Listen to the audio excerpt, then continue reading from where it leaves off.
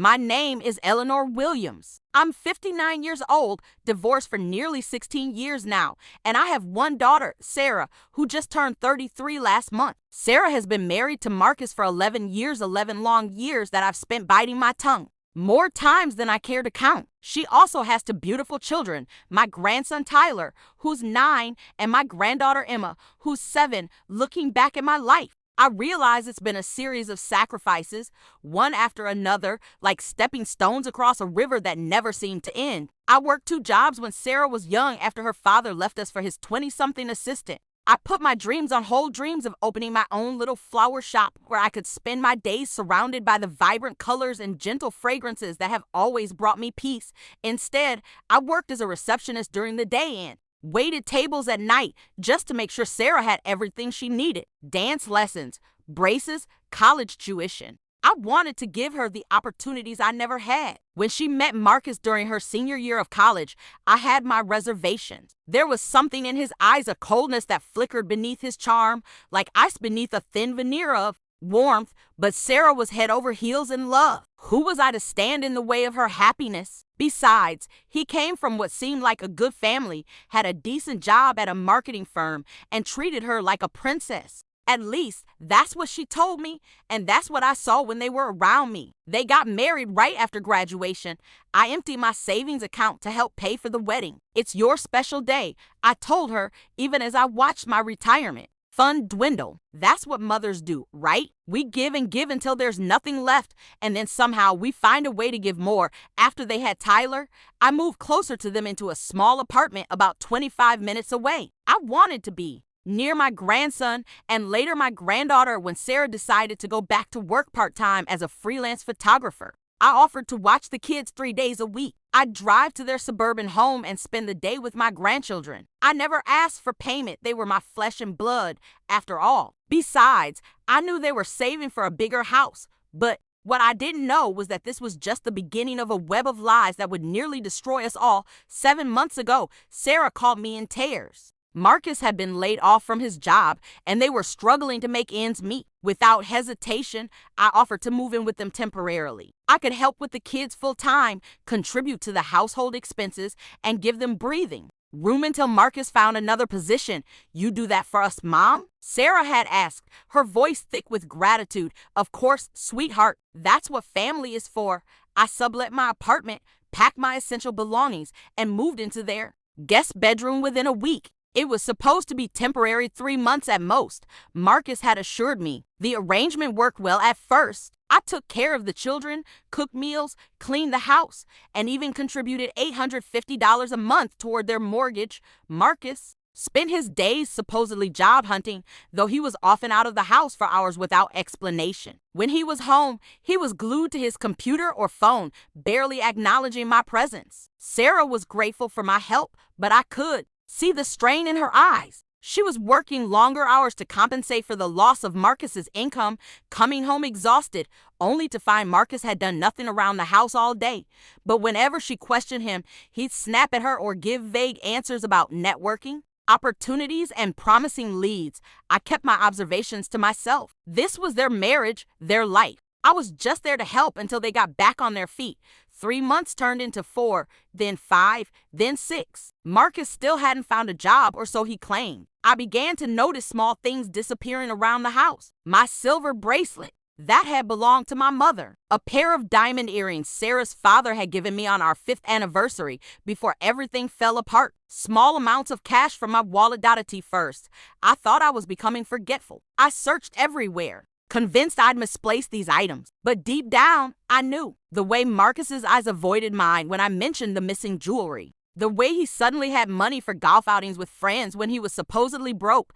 I didn't want to believe it. I didn't want to create tension in their marriage or risk my relationship with my daughter. So I said nothing. I just became more careful, hiding my remaining valuables in a locked box that I kept in the back of my closet. Then came the lottery ticket that would change everything. It wasn't a huge jackpot, just a scratch-off that I bought on impulse while picking up milk at the corner store. I scratched it in the car and nearly dropped it when I saw that I'd won $5,000. I sat there, hands shaking, thinking about all the possibilities. It wasn't life-changing money, but it was enough to put toward my flower shop dream. Enough to give me a small start when I moved back to my own place. I drove home with a smile on my face, a lightness in my chest that I hadn't felt in years. This was my chance, a small miracle when I needed it most. When I got home, Marcus was sprawled on the couch watching sports, beer in hand. Sarah was still at work, and the kids were at school. I debated whether to share my good news, but something told me to keep it to myself. At least for now. How was your morning, Eleanor? Marcus asked without looking away from the TV. Fine, I replied, tucking the lottery ticket into my pocket. Just ran some errands. That night, I called the lottery office to verify my winnings and arrange for collection. They told me I could come in the next day to claim my prize. I went to bed early, planning to visit the lottery office first thing in the morning. I've always been a light sleeper, especially in recent years. Maybe it's age, or maybe it's the weight of worries that seem to accumulate with each passing year. So when my bedroom door creaked open at 2:23 a.m., I remember checking the glowing red numbers on my digital clock. I was instantly alert, though I kept my breathing deep and regular, feigning sleep. Through barely open eyes, I watched a shadow slip into my room. Marcus, moving with surprising stealth for a man his size. He approached my dresser where I kept my purse. My heart hammered against my ribs as I watched him open my wallet and rifle through it. When he didn't find what he was looking for, he turned to my nightstand. What he didn't know was that I had been preparing for this moment. After noticing money and valuables disappearing, I'd set a trap. The lottery ticket was safely tucked away in my bra while I slept in old woman's paranoia that turned out to be justified. In the top drawer of my nightstand, where I conspicuously placed my wallet earlier that evening while Marcus was watching, I'd set a mousetrap. The sharp snap followed by Marcus's yell of pain was both terrifying and vindicating. I sat up immediately, turning on my bedside lamp as if startled from sleep. "What are you doing in my room?" I demanded, though we both knew exactly what he was doing. Marcus stood there, cradling his injured hand, his face contorted with pain and rage. The mousetrap still clung to his fingers.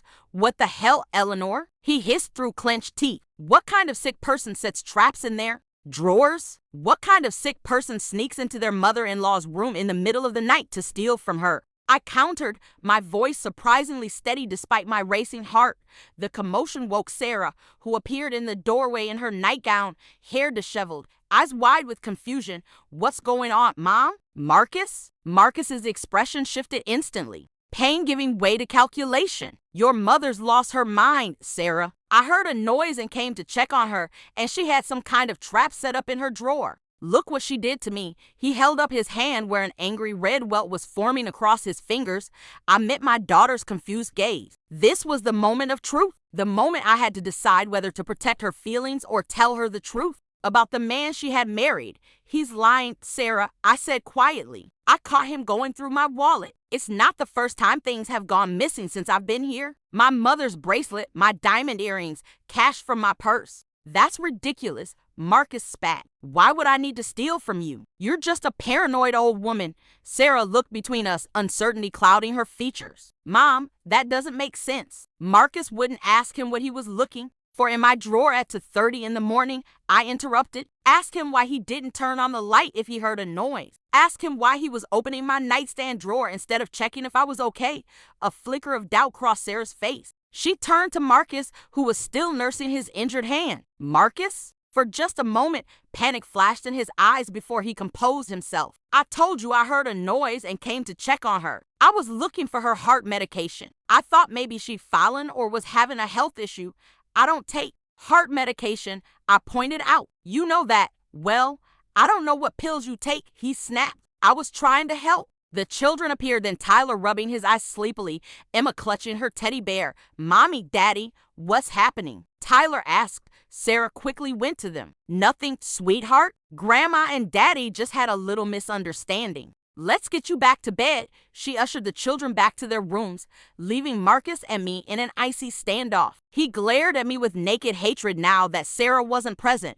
"You've overstayed your welcome, Eleanor," he said in a low, threatening voice. "It's time for you to move back to your own place." I won $5,000 on a lottery ticket yesterday. I told him, watching his eyes widen with surprise and then narrow with calculation. That's what you were looking for, wasn't it? You overheard my call to the lottery office. He didn't deny it. You should be sharing that with family after all we've done for you, letting you stay here, letting me stay here. I repeated incredulously. I pay $850 a month toward your mortgage. I cook, clean, and provide free childcare. I've been subsidizing your golf games and whatever else you've been spending money on while pretending to look for work. His face darkened. You have no idea what you're talking about, don't I? You're not looking for work, Marcus. You haven't been for months. I don't know what you're doing all day, but it's not job hunting. Before he could respond, Sarah returned, her face pale and drawn. She looked at Marcus, then at me. The kids are back in bed, she said quietly. Now, can someone please tell me what's really going on? Marcus immediately launched into his version of events again, but Sarah held up a hand to stop him. She turned to me. Mom, tell me your side. All of it. I took a deep breath. Sarah, I've been noticing things missing for months. Small amounts of money, some of my jewelry. I didn't say anything because I didn't want to cause problems. But yesterday, I won $5,000 on a scratch-off lottery ticket. I didn't tell anyone except when I called the lottery office to arrange to pick up my winnings. Marcus must have overheard me. Tonight, I set a trap because I suspected someone was taking my things. And I caught Marcus going through my nightstand looking for the ticket. Sarah's face crumpled. Marcus, is this true? Of course not, he exclaimed. Your mother's making up stories. She's always hated me, always thought I wasn't good enough for you. Now she's trying to drive a wedge between us. Then what were you doing in her room? Sarah asked, her voice barely above a whisper.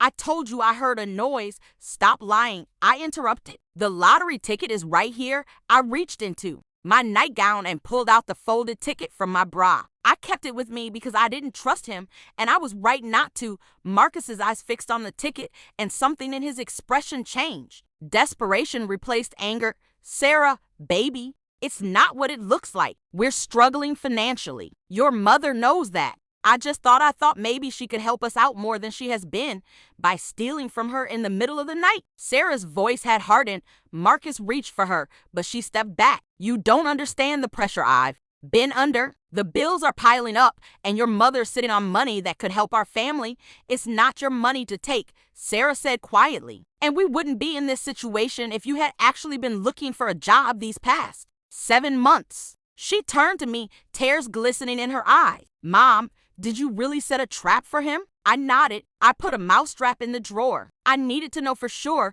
A hint of a smile flickered across her face despite the tears. You always were resourceful. Marcus wasn't giving up. Sarah, you're not going to take her word over mine, are you? I'm your husband. We've been married for 11 years. She's trying to manipulate you. Sarah looked at him for a long moment. Where have you really been going every day, Marcus? If you're not job hunting, what have you been doing? He faltered, and in that hesitation, Sarah saw the truth. You've been lying to me, she said. About everything, not everything, he insisted. I love you. I love our family. Then tell me the truth. Right now, Marcus's shoulders sagged. For a moment, I thought he might actually confess, but then his expression hardened. This is between you and me. Sarah, not her. He jerked his head toward me. Ask your mother to leave, and we can talk privately. No, Sarah said firmly. Whatever you have to say, you can say in front of her. His face flushed with anger. Fine. You want the truth? The truth is that your mother has been interfering in our marriage from day one. She's never thought I was good enough for you. She's been turning you against me bit by bit. And now she's making up these accusations because she wants you all to herself. I started to protest, but Sarah raised a hand to stop me. That's not the truth, Marcus. That's just more deflection. What have you been doing instead of looking for work? Where does the money for your golf games come from? Why were you in my mother's room in the middle of the night? Marcus's gaze darted between us like a cornered animal searching for escape. Finally, he snapped. You know what? I don't need this interrogation. I'm going out. At 2:30 in the morning? Sarah asked incredulously. Yes. I need some air. He stormed past us, pausing at the door to glare at me. This isn't over, Eleanor. We listened to his heavy footsteps on the stairs, then the slam of the front door, followed by the roar of his car engine. As he backed out of the driveway, Sarah sank onto the edge of my bed, her body suddenly seeming small and fragile. "I'm so sorry, Mom," she whispered. "You have nothing to apologize for, sweetheart," I said, sitting beside her and wrapping an arm around her shoulders. "I should have seen it," she said, tears flowing freely now. There were signs, the unexplained absences, the secretive phone calls, the way he always had money for himself but claimed we were broke. She looked at me, her eyes red rimmed. "Did he really steal your jewelry?" I nodded. "I think so." Things started disappearing not long after I moved in. Small things at first, easy to dismiss as misplaced. But then my mother's silver bracelet vanished, and I knew I hadn't lost it. I didn't want to cause problems. I continued. And I didn't want to see the truth. I didn't want to see the truth either, Sarah admitted, even though it was right in front of me. She straightened her shoulders. "First thing tomorrow, we're changing the locks. Tonight, we'll put a chair under the doorknob if we have to." We spent the rest of that night really talking for the first time in years. Sarah confessed that their marriage had been struggling for much longer than I realized. Marcus had grown distant, irritable, protective of his phone. She'd found receipts for expensive restaurants on dates when he claimed to be working late. Once, she found women's perfume on his collar that wasn't hers. "I convinced myself I was imagining things," she said. "For the kids' sake, for the sake of our 11 years together." I held her as she cried, this strong, beautiful daughter of mine who had always tried to see the best in people, even when they didn't deserve it. "What are we going to do?" she asked as dawn began to break, pale light filtering through the curtains. I squeezed her hand. "We're going to start over, both of us." When Marcus returned home at 7 o'clock a.m., disheveled and reeking of alcohol, he found us sitting calmly at the kitchen table, drinking coffee. The children were still asleep upstairs. "We need to talk," Sarah said, her voice steady. Marcus's bloodshot eyes narrowed. "About what?" "Your mother's delusions? About the fact that I want you out of this house by the end of the day," Sarah replied. He laughed a harsh, ugly sound. "This is my house too. You can't just kick me out. Actually, I can. The mortgage is in my name because your credit was too poor when we bought it. Remember?" Sarah's voice was calm, but I could see her hands trembling around her coffee mug. "I've already called a locksmith. He'll be here at noon." Marcus's face contorted with rage. "You're choosing her over me? After 11 years of marriage?" "I'm choosing myself," Sarah corrected him. "And my children. I deserve better than a man who lies, cheats, and steals from my mother." "Cheats?" He tried to look confused, but the panic in his eyes gave him away. "What are you talking about?" "Victoria from your office called your phone while you were out," Sarah said. "I answered it. She was quite surprised to hear your wife's voice instead of yours. Apparently, you told her you were divorced." The color drained from Marcus's face. "Sarah, I can explain. Save it," she interrupted. "I've heard enough explanations to last a lifetime. Just pack your things and go." For a moment, I thought he might become violent. His hands clenched into fists, and he took a step towards Sarah. I stood up immediately, placing myself between them. "Don't," I warned him. "The neighbors already heard you shouting last night. One more disturbance, and I'll call the police myself." He glared at me with pure hatred. "This is all your fault. You turned her against me." "No, Marcus," Sarah said, standing to join me. "You did that all on your own." He looked between us, perhaps realizing for the first time that he had truly lost. Without another word, he stormed upstairs. We heard drawers slamming, closet doors banging as he packed his belongings. The children woke up during the commotion, confused and frightened by the tension in the house. Sarah took them to the backyard to play while Marcus loaded his car. I stayed inside, watching him like a hawk to ensure he didn't take anything that wasn't his. Before he left, he paused at the front door. "You'll regret this," he said, his voice cold. "Both of you. The only thing I regret," Sarah replied, "is not seeing you for who you really are sooner." After he drove away, Sarah broke down again. The children clung to her, asking where Daddy was going, why he was taking his clothes, when he would be back. She did her best to explain in terms they could understand. Daddy needed to live somewhere else for a while. Mommy and Daddy needed some time apart to figure things out. Later that day, after the locksmith had come and gone, after we changed the passwords on all the accounts, after Sarah had called her lawyer to begin divorce proceedings, we sat on the front porch swing watching the sunset. "What do we do now?" Sarah asked, echoing her question from the early morning hours.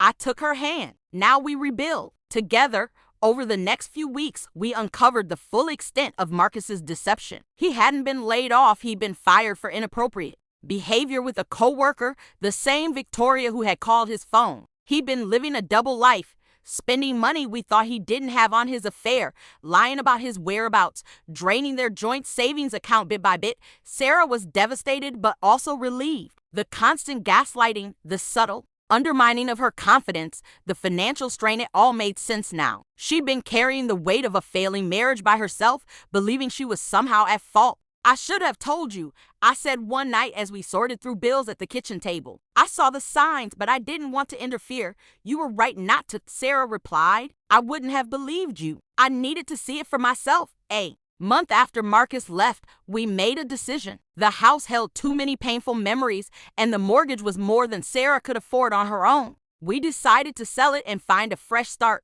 I used my lottery winnings as a down payment on a small but charming duplex in a different part of town, close to a commercial space that would be perfect for my long-deferred dream of flower shop. Sarah and the children moved into the other half of the duplex temporarily while we sorted out the finances and looked for a place of their own. It wasn't easy. The children missed their father, though he rarely called and often canceled scheduled visits at the last minute. Sarah struggled with feelings of failure and betrayal. I grappled with guilt, wondering if I could have protected my daughter from this pain somehow. Sarah threw herself into her photography work, securing more clients and building her portfolio. I started planning my flower shop in earnest, researching suppliers, creating business plans, and transforming the commercial space into my vision.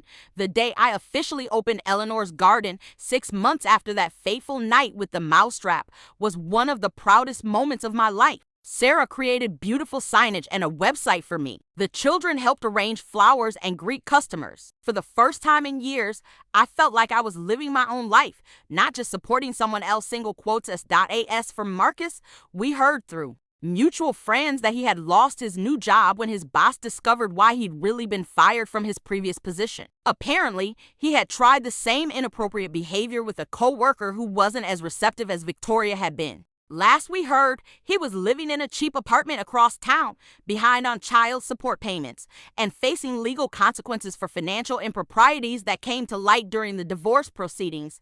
Sarah was still healing, still finding her way back to herself, but I could see glimpses of the strong, vibrant woman I'd raised, the one who had gotten buried beneath years of subtle manipulation and emotional abuse. She started going out with friends again, rediscovering hobbies she'd abandoned, laughing more freely. One evening, as we were closing up the shop together, Sarah often helped out after she finished her photography work for the day. She looked around at the colorful blooms surrounding us and smiled. You know what, Mom? I think we're going to be okay. I hugged her tightly, breathing in the sweet scent of freesias that filled the air. We already are, sweetheart. We already are. It's been a year since that night when the snap of a mousetrap changed everything. Sometimes, when I'm arranging roses in the shop or helping Emma with her homework, I still find myself marveling at how different our lives are now, how a single moment of standing up for myself created a ripple effect that transformed not just my life, but my daughter's and grandchildren's as well. The divorce was finalized 8 months ago.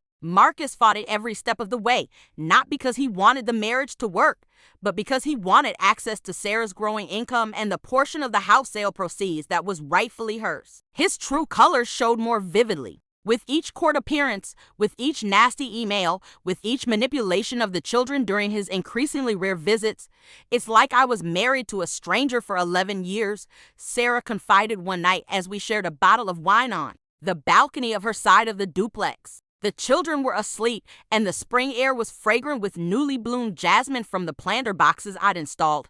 Not a stranger, I corrected gently. A master manipulator. There's a difference. He showed you exactly what he wanted you to see. She nodded, swirling the ruby liquid in her glass thoughtfully. You know what's strange? I don't miss him. Not the real him anyway. I miss who I thought he was. I miss the idea of our family being intact. But when I think about who he actually is, she shuddered slightly. I feel nothing but relief that he's gone. I reached over and squeezed her hand, my beautiful, resilient, daughter. Watching her rediscover herself after years of subtle emotional abuse had been like witnessing a flower unfurl after a long winter, tentative at first, then with increasing confidence, ultimately blooming into something even more spectacular than before. The flower shop had exceeded my modest expectations. It turned out that my decades of dreaming hadn't been idle. I'd been mentally planning every detail, from the antique cart that displayed seasonal arrangements near the entrance to the children's corner, where little ones could create their own miniature bouquets while their parents shopped. Eleanor's garden had quickly developed a loyal clientele who appreciated my old-fashioned approach to customer service and my knack for creating arrangements that seemed to perfectly capture whatever sentiment they were trying to express. "You're not just selling flowers," a regular customer told me once. "You're selling moments, memories. The way you listen to what people need and translate that into something they can give to someone they love, that's a gift." Those words had brought tears to my eyes because they articulated exactly what I'd always hoped to create. Not just a business, but a place of connection and beauty in a world that often felt too harsh, too rushed. Sarah had found her own path to renewal through her photography work. What had once been a part-time job to supplement Marcus's income, or so we thought, had blossomed into a thriving freelance business. She created a home studio in her side of the duplex where she worked while the children were at school, and her client list had grown to include several local businesses and even to national brands. "I forgot how much I loved this," she told me one day, eyes bright with excitement, as she showed me a portrait series she created for a new restaurant downtown. For years, Marcus made little comments about my hobby like it wasn't real work. He'd look over my shoulder and suggest changes, usually making things worse. After a while, I stopped showing him my work altogether. "They never wanted us to shine too brightly," I remarked, thinking back to Sarah's father and his constant belittling of my dreams. "Men like that, they fear our light. Well, we're practically blinding now," she laughed, and the sound was like music unrestrained. Joyful, free.ch more than we realized. I wondered how many tears Sarah had shed in private. How many nights she'd muffled her sobs into her pillow while I remained oblivious in my guest room down the hall. Marcus's presence in our lives diminished gradually, like a shadow receding as the sun climbs higher in the sky. His visits with the children became less frequent, his excuses more elaborate. Child support payments arrived late or not at all, despite the court orders. Sarah didn't push the issue at first, not wanting to antagonize him, but when it began affecting her ability to provide for the children's needs, she finally took legal action. That's when things got truly ugly. I remember the day we discovered just how far Marcus's deception had gone. Sarah had been summoned to a meeting with her lawyer, who had received some concerning documents during the ongoing child support enforcement process. I watched the children after school, keeping them entertained at the shop, wondering what new development had emerged. When Sarah returned, her face was ashen. She waited until the children were occupied with a movie that evening before she told me what she's children adapted to our new life with the remarkable resilience that young ones often show. Tyler, now 10, had struggled the most initially. He'd idolized his father and couldn't understand why Daddy had to leave. The canceled visits and broken promises had been hard on him, but he found an outlet in the junior gardening program. I'd started behind the flower shop, where he showed a natural talent for nurturing growing things. Emma, at 8, seemed almost relieved by the new family arrangement. "It's quieter now," she observed one day while helping me water the shop's plants. "Daddy always made Mommy cry when he thought we couldn't hear." Her simple observation pierced my heart. Children see and hear so much more than we realize. I wondered how many tears Sarah had shed in private. How many nights she'd muffled her sobs into her pillow while I remained oblivious in my guest room down the hall. Marcus's presence in our lives diminished gradually, like a shadow receding as the sun climbs higher in the sky. His visits with the children became less frequent, his excuses more elaborate. Child support payments arrived late or not at all, despite the court orders. Sarah didn't push the issue at first, not wanting to antagonize him, but when it began affecting her ability to provide for the children's needs, she finally took legal action. That's when things got truly ugly.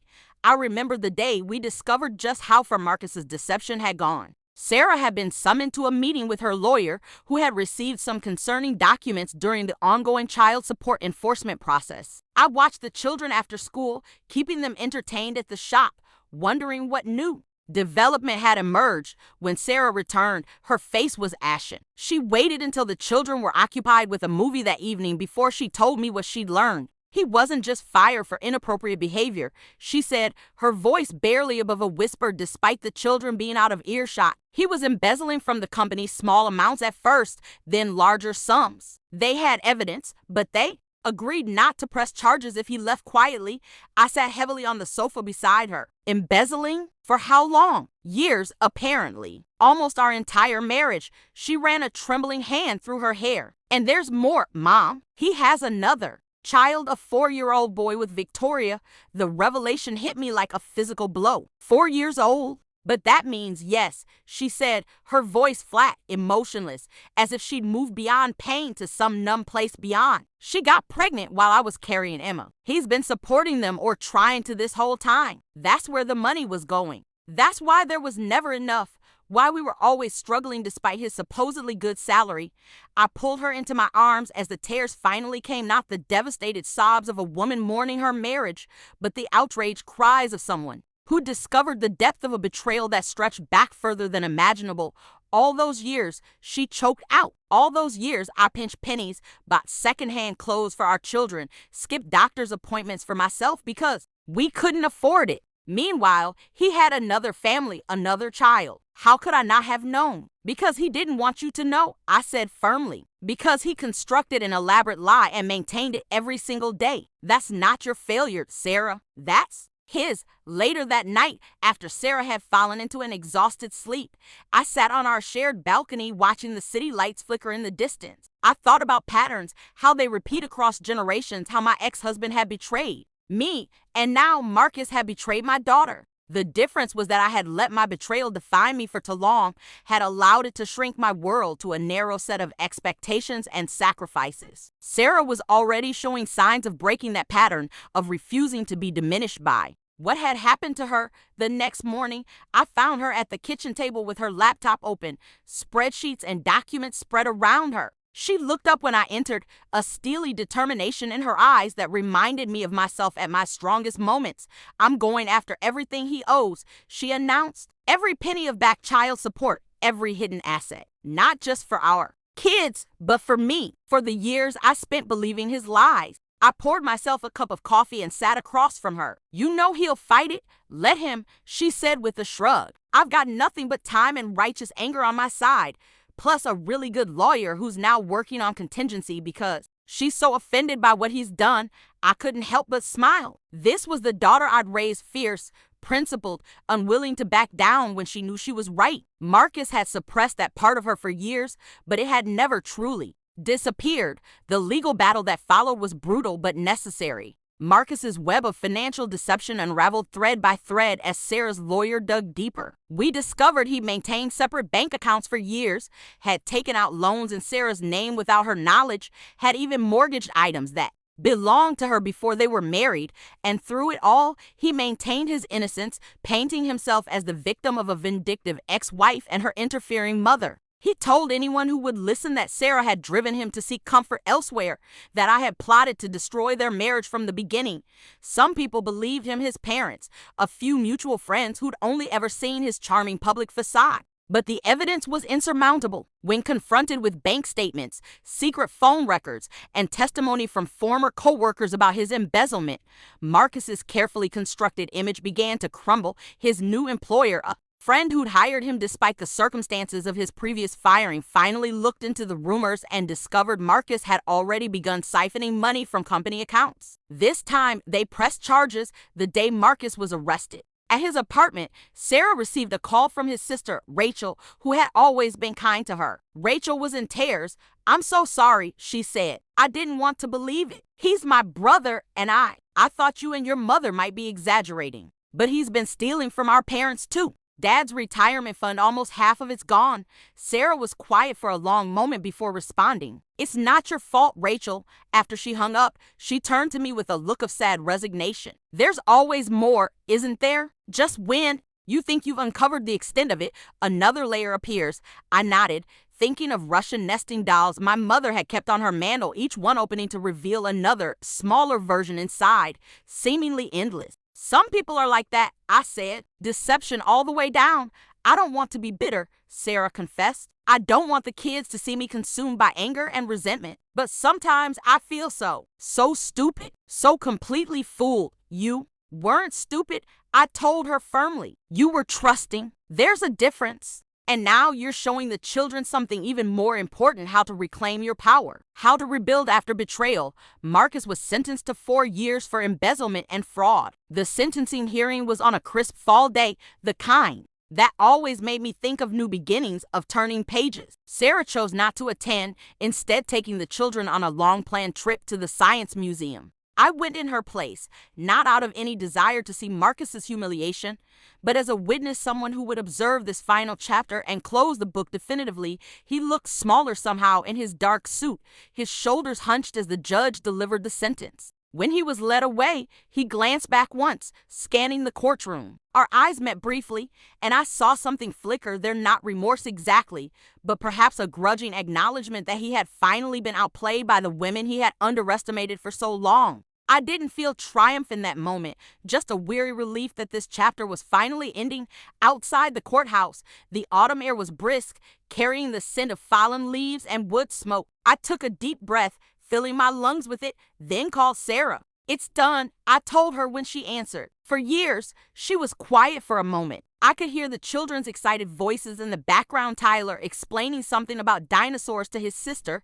Thank you for going, she finally said. I just couldn't face him. You never have to see him again if you don't want to, I assured her. It's over. Not quite, she said, and there was a note in her voice I hadn't heard before, something light, almost buoyant. I have news. I wasn't going to tell you yet, but I've met someone. My heart gave a little jump. Oh, don't get too excited, she laughed. It's very new. He's a client, commissioned me to do headshots for his veterinary practice. We've only been on to coffee dates, but he's kind, Mom, really kind, and he makes me laugh. That's wonderful, sweetheart, I said, feeling a rush of emotion. You deserve kindness. You deserve laughter. We're taking it extremely slowly, she added quickly. I'm not ready for anything serious, and the kids certainly aren't ready to meet anyone new. But it feels good to know that part of me isn't broken, the part that can trust, that can see good in people. As we talked, I walked toward my car, my steps lighter than they had been when I arrived at the courthouse. Life was moving forward, as it always does.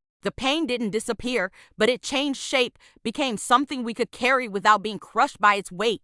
Back at the flower shop, I found a delivery waiting, a rare variety of orchid I'd ordered weeks ago for a special client. Its intricate blooms were just beginning to open, delicate and complex. I carefully transferred it to a place of honor in the shop window, adjusting the lighting to showcase its beauty. One of my regular customers, an elderly man who bought fresh flowers for his wife of 62 years every Friday, watched me with appreciation. That's quite something, he commented. Looks like it's been through a lot to bloom like that.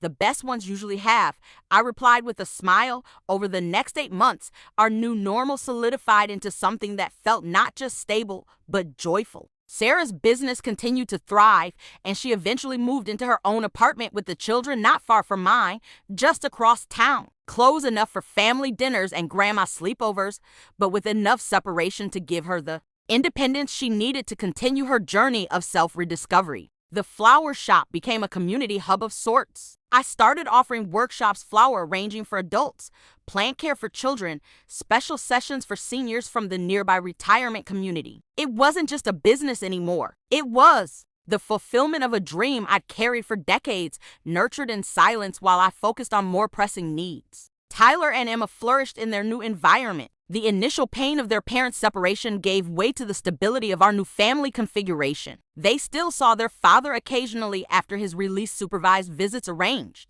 through the family court system, but these were brief, awkward encounters that left them confused and often upset. Marcus tried to win them over with extravagant gifts and promises he couldn't keep, seemingly unable to understand that what they really needed from him was consistency and genuine interest in their lives. Why doesn't Daddy ask about my science project? Tyler asked after one such visit. I told him I won first prize, and he just said that's nice and kept talking about the motorcycle he's going to buy when he has money again. Sarah had knelt to his level, taking his small hands in hers. Sometimes adults have trouble focusing on what's really important, she explained. That doesn't mean your achievement isn't amazing. It is, and we're so proud of you. The veterinarian, whose name was David, became a more regular presence in Sarah's life. True to her word, she took things painfully slowly, meeting for coffee or lunch, talking for hours on the phone after the children were in bed. It was 6 months before she agreed to a proper dinner date, and 8 before she introduced him to me. I liked him immediately. There was a genuineness to him, a thoughtful way of speaking that suggested he chose his words carefully because he meant them. He asked questions and listened to the answers. He talked about his patients with warmth and his family, 3 sisters, and a wide network of cousins with affectionate humor. Most importantly, he looked at Sarah like she was someone valuable, someone whose thoughts and feelings mattered deeply. "What do you think?" Sarah asked nervously after he'd left that first evening. I said slowly, "that you've remembered what you deserve." She blushed like a teenager, but her smile was radiant. 2.5 years have passed since that night with the mousetrap. The flower shop has expanded to include a small garden cafe where customers can enjoy tea or coffee surrounded by blooming plants. Sarah's photography business is so successful that she's had to hire an assistant. The children are thriving in school. Tyler just won another science fair with a project on sustainable gardening, and Emma has discovered a passion for creative writing and has her teachers amazed. Marcus was released from prison 6 months ago. He occasionally calls the children, but the conversations are short and stilted. He moved to another state for a fresh start, which is probably best for everyone. Sarah has reached a place where she can think of him without pain, just a distant sadness for what might have been if he had been the man he pretended to be. David has become a steadfast presence in our lives. He takes the children hiking on weekends, helps Tyler with science projects, listens to Emma's elaborate stories with genuine interest. Last month, he asked for my blessing before proposing to Sarah. "I know your approval means the world to her," he said earnestly, "and I promise you I'll spend every day trying to be worthy of her trust."